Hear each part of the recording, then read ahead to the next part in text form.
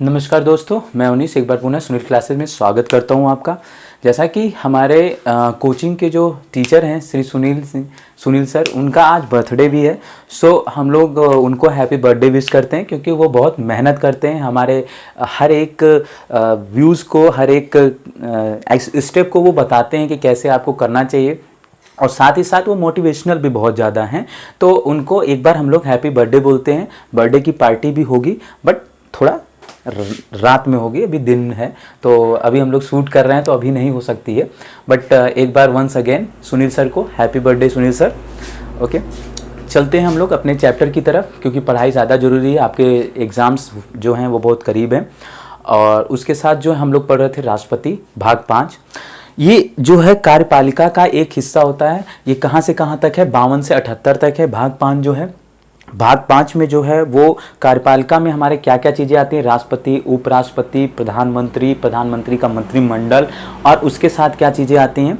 उसके साथ हमारा आता है महान्यायवादी। इतनी चीज़ें जो होती हैं कार्यपालिका की शक्तियों में आती हैं।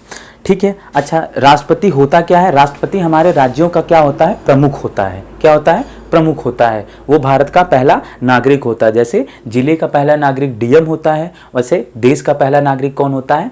हमारा राष्ट्रपति होता है। अगर वो जेंट्स है तो प्रथम है, उसकी वाइफ जो होती है वो सेकंड जो होती है वो हेड होती है। साथ में क्वेश्चन पूछा जाता है कि राष्ट्रपति को मंथली सैलरी क्या मिलती है? तो 5 लाख मिलती है। इसके बारे में हम डिस्कशन करेंगे। 2018 के बाद 5 लाख मिलने, उससे पहले कितनी मिलती है उसका भी डिस्कशन करेंगे।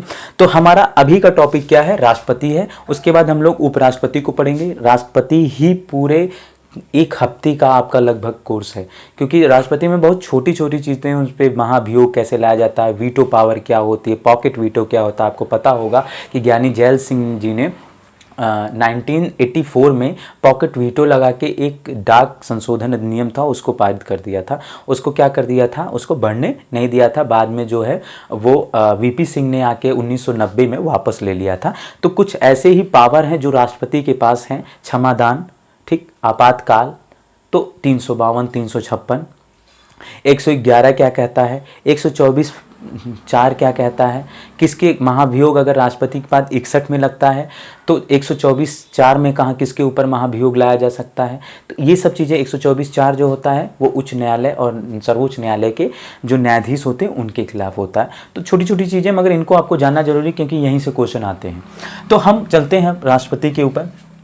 राष्ट्रपति जो है वो अनुच्छेद क्या है? अनुच्छेद 52, 53, 54, 55, 56, 57, 58, 59, 60, 61 से लेकर आपके अनुच्छेद जो हैं वो आपका 143 तक है। 143 इन सेंस ऑफ बीच बीच में क्या है, छूटे हुए कहीं कहीं पे अनुच्छेद है, तो हम उसको भी मेंशन करेंगे। अभी हम इतने अनुच्छेदों को पढ़ेंगे कि कहाँ कहाँ क्या किया गया। तो पहला ही अनुच्छेद हमारा कहता है, अनुच्छेद 52, कि भारत के संविधान में ये लिखा हुआ है कि भारत का एक राष्ट्रपति होगा। हमने आपको बताया, लास्ट क्लास में बताया था कि राष्ट्रपति का चुनाव हम डायरेक्ट हम नहीं करते, एक व्यक्ति नहीं करता, हमारे द्वारा निर्वाचित जो सदस्य होते हैं वो राष्ट्रपति का चुनाव करते हैं। ठीक है। तो राष्ट्रपति का चुनाव कौन कौन कर सकता है? राष्ट्रपति का चुनाव संसद के सदस्य, विधानसभा और विधान परिषदों के सदस्य, और जो है हमारी पांडुचेरी एंड दिल्ली के जो विधानसभा है वहाँ के सदस्य कर सकते हैं। ठीक है। तो अनुच्छेद 52 क्या कहता है? भारत का एक राष्ट्रपति होगा। ये कहाँ से लिया गया है? ये यूनाइटेड किंगडम से ले गया है। अच्छा, यूनाइटेड किंगडम में क्या था कि वंशवादिता थी, वहाँ पे वंशवादी राष्ट्रपति होता था। वंशवादी का सेंस हुआ कि जैसे आप एक पार्टी हमारे देश की ले सकते हैं, वहाँ पे क्या है, वंशवाद ही चलता है ना। वंशवादी होते हैं कि वो राष्ट्रपति, फिर उनका लड़का राष्ट्रपति हुआ, उनकी लड़की प्रधानमंत्री हुई, वो तो कई चीज़ें ऐसे वंशवाद पे चलता है। तो वंशवादी व्यवस्था थी ब्रिटेन में, मगर भारत ने क्या किया, वंशवादी ना करके क्या किया कि वो लोकतांत्रिक बनाया। ठीक है। वो राष्ट्रपति जो होगा उसका क्या होगा, चुनाव होगा। चुनाव कैसे होगा ये भी आपको जानना जरूरी है, कि सांसदों का कुल मत, विधायकों का कुल मत, और उसके बाद क्या किया जाएगा, उसको कैसे, उनके मतों की संख्या को कैसे, परसेंटेज को निकाला जाएगा कि प्रतिमा वोट कैसे बनता है। मैं इस चीज़ को भी आपको बताऊंगा कोई दिन। ठीक है। फिर आता है अनुच्छेद 53, संघ की कार्यपालिका की शक्तियां। अब ये सबसे बड़ी पावरफुल चीज़ आती है कि जितनी भी हमारी मिलिट्रियल पावर होती है, जितनी भी हमारे जो AMU जो होते हैं, मेमोरेंडम जो होते हैं, जितने भी सिग्नेचर होते हैं या किसी भी देश के साथ हमारे जो भी रिलेशंस बनते हैं या कोई भी सिग्नेचर हमारे दो देशों के बीच में जो संधियां होती हैं, सो हिंदी में कहेंगे तो हम संधियां जो होते हैं, AMU जो साइन किया जाता है, उसको क्या करता है, राष्ट्रपति की ही सिग्नेचर के द्वारा ये हो सकती हैं और कोई इसको नहीं करता। वहाँ पे किसकी होती है, भारत के प्रथम नागरिक की। और राष्ट्रपति जो होता है वो सेना का प्रमुख होता है। सेना का प्रमुख मतलब फर्स्ट पर्सन, ठीक है। राष्ट्रपति जो होता है सेना अध्यक्ष जो होता है, तीनों सेनाओं का जो होता है वो हेड होता है, ठीक है। उसके बाद कार्यपालिका की शक्तियाँ, कोई भी जैसे मुख्य न्यायाधीश की नियुक्ति हुई, इसको कौन करता है, राष्ट्रपति करता है। किसकी भले ही मंत्रिपरिषद का जो होता है वो सहयोग से करता है, मगर नियुक्ति कौन करता है, वो राष्ट्रपति करता है। तो कार्यपालिकी सकता है, एक एक पॉइंट, एक एक चीज को मैं समझाऊंगा। अगर 52 में बता रहा हूं तो 52 को पूरा समझाऊंगा कि राष्ट्रपति जो है वो कैसे नियुक्त होता है, कैसे इनकी नियुक्ति होने की प्रक्रिया होती है, कैसे सांसदों का वोट, विधायकों को वोट इंटू 1000 और कैसे सांसदों का वोट इंटू जो होता है बटे 1000। तो ये 1000 से क्या होता है ये भी मैं आप लोगों को बताऊंगा। उसके बाद क्या होता है कि जो है संघ की कार्यपालिका शक्तियाँ अनुच्छेद 53, उसके बाद 54 आता है। ये 54 से क्वेश्चन आते हैं, 54 से क्वेश्चन पूछे जाते हैं कि राष्ट्रपति का चुनाव, राष्ट्रपति का जो चुनाव होता है उसके लिए व्यक्ति के क्या उसकी अहता होती है कि उसके पास क्या ऐसी कैपेबिलिटी होनी चाहिए कि वो राष्ट्रपति चुना जा सके। तो सबसे पहले उसकी 35 साल की उम्र होनी चाहिए। साथ में वो किसी भी लाभ के पद पे, चाहे राज्यों में हो चाहे वो सेंट्रल में हो, किसी भी लाभ के पद पे नहीं होना चाहिए। उसके साथ वो लोकसभा के सदस्य निर्वाचित होने के लिए अवेलेबल होना चाहिए, कि उसकी योग्य होना चाहिए और भारत का नागरिक होना चाहिए। साथ में इसके पास चुनने के लिए 50 प्रस्तावक और 50 अनुमोदक होने चाहिए। 50 प्रस्तावक और 50 अनुमोदक का मतलब क्या होता है कि 50 लोग प्रस्ताव करें कि हाँ इनको राष्ट्रपति बनाया जा सकता है, और 50 लोग क्या करें, अनुमोदन दे कि हाँ ये एकदम जो है राष्ट्रपति बनने लायक है। तो अनुमोदक और 50 प्रस्तावक होने चाहिए। और ये 15,000 रुपये, कितना, 15,000 रुपये RBI reserve bank of India में जो होते हैं, क्या होते हैं, जमा होते हैं, ठीक। अनुमोदक और प्रस्तावक, तो 50 अनुमोदक 50 प्रस्तावक, 15,000 रुपये का ये जो क्या होता है, जमा होता है इनकी, और ये RBI में जमा होता है 15,000 रुपये जमा। क्या क्या जमानत राशि इसको बोलते हैं, क्या बोलते हैं इसको, जमानत राशि।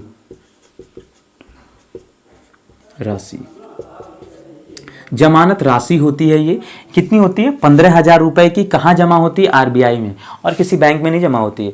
और अगर जो चुनाव लड़ता है, अगर ये 1/6 कुल वोटों का 1/6 नहीं पाता है, तो ये 15,000 रुपए RBI में एज अ जमानत राशि जो होती है जब्त कर ली जाती है।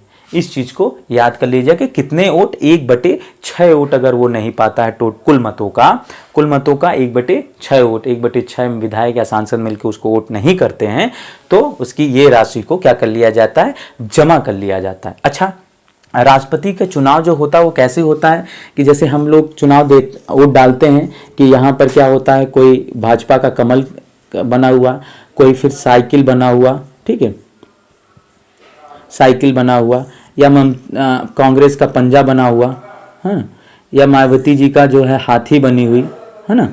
तो कुछ भी ऐसे हम लोग क्या करते हैं, जिसको वोट देना होता है वो हम लोग क्या करते हैं, यहाँ पर जाते हैं और क्लिक कर देते हैं, ये जिसको भी वोट हमको देना हुआ उस पर जाके हम क्या करते हैं, इसे बटन को क्लिक कर देते हैं और हो जाता है। मगर जो राष्ट्रपति का चुनाव होता है उसमें ऐसा नहीं होता है। उसमें अगर जितने भी उम्मीदवार होते हैं उसको आपकी प्रायोरिटी देनी होती है कि अगर मान लीजिए आप कमल पे, मान लीजिए कि आप द्रौपदी मुर्मू जी हैं और उसके साथ यशवंत सिन्हा थे, तो आपको प्रायोरिटी देनी होती है कि आप पहले किसको मानते हैं, पहले आप यशवंत सिन्हा जी को देंगे या पहले आप द्रौपदी मुर्मू को। तो उसमें आपको नंबर देना होता है 1, 2, 3 ऐसे होता है। तो अगर मान लीजिए पहला वोट ये कैंसिल हो गया, तो आपका पहला वाला अगर ये हार रहा है तो क्या होगा, दूसरे वाले का जो होगा वोट को ऐड कर लिया जाए। मतलब आपकी प्रायोरिटी पहले वाले के साथ है, अगर ये इसके साथ ये वैध मत है इसका, तो इसको विजयी घोषित कर दिया जाएगा। फिर दूसरा, अगर पहला वाले वो उतने वोट जो परसेंटेज के करीब नहीं पहुंच रहा है तो इसको हटा दिया जाएगा और दूसरे वाले के वोट में आपके सेकंड वाले के वोट को काउंट कर लिया जाएगा। इसका प्रोसीजर मैं समझाऊंगा।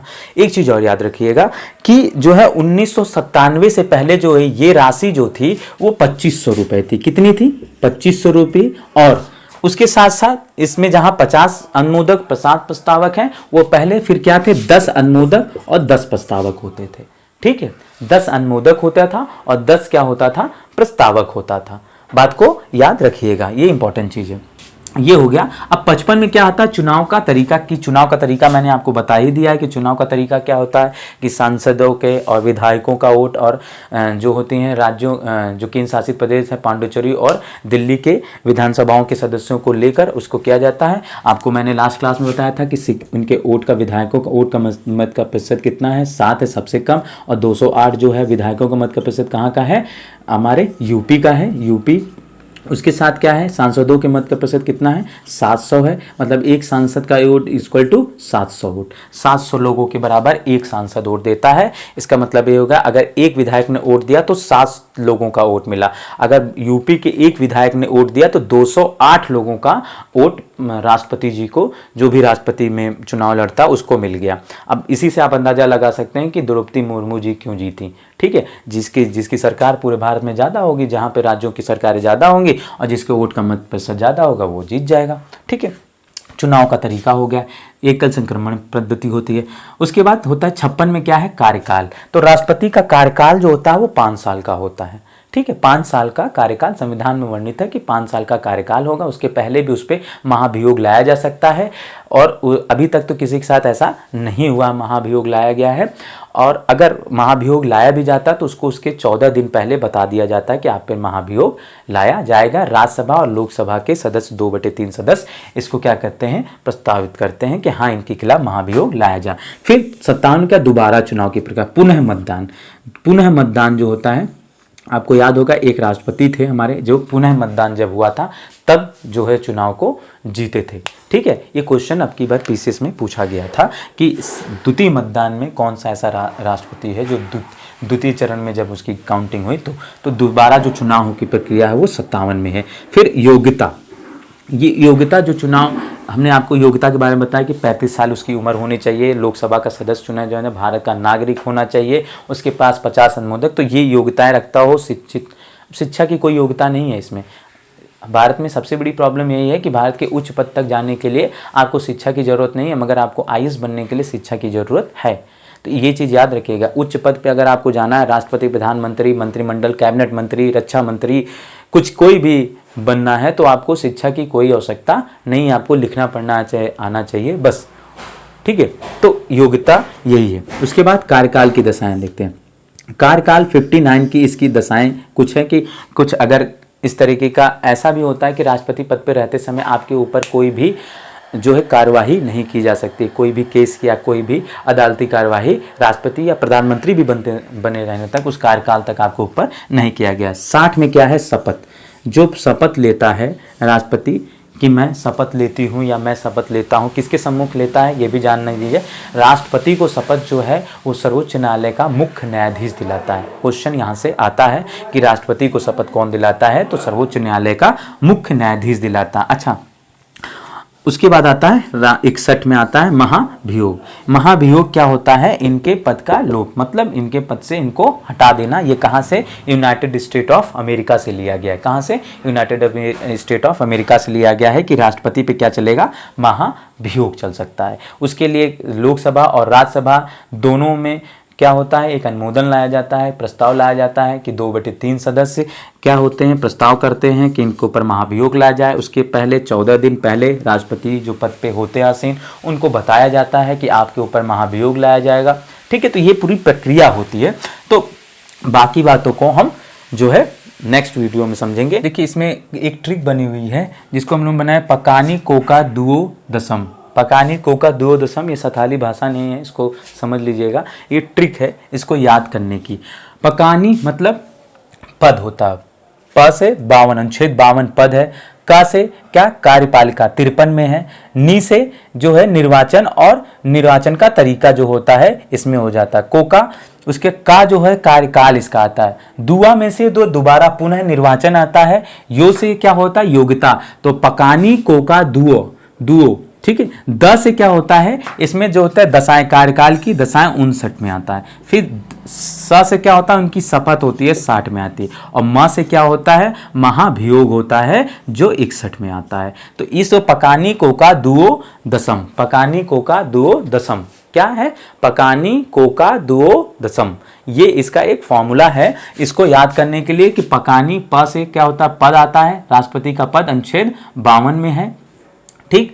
उसके बाद क्या, कार्यपालिका होती है, ठीक है, कार्यपालिका 53 में है। नी से निर्वाचन, निर्वाचन का तरीका और निर्वाचन चुनाव जो होता है 54-55 आ जाता है। कोका, फिर का से कार्यपालिका, दू से दोबारा, यो से क्या होता है योग्यता, द से क्या होता है 59 दशम, मतलब कार्यकाल की दशाएं क्या होती हैं वो। स से क्या होता है शपथ, उसकी राष्ट्रपति की शपथ। और म से क्या होता है महाभियोग। तो पकानी कोका दुओ दशम, पकानी कोका दुओ दशम, ये इसका एक फॉर्मूला है। इसको पढ़ते हैं नेक्स्ट क्लास में, जो इसके और अनुच्छेद हैं और 52, 53, 54, 55, 56 जो हैं इनके बारे में जानेंगे। और राष्ट्रपति का कैसे चुनाव होता है, कैसे मतों का बंटवारा होता है और कैसे इनको निकाला जाता है, कितने लाख वोट पड़े, जैसे अब की बार 10,54,000 समथिंग वोट की कीमत थी, तो ये कैसे निकाली जाती है इसके बारे में हम लोग जानेंगे नेक्स्ट क्लास में। Thank you for watching, like and subscribe करना ना भूलें। Thank you.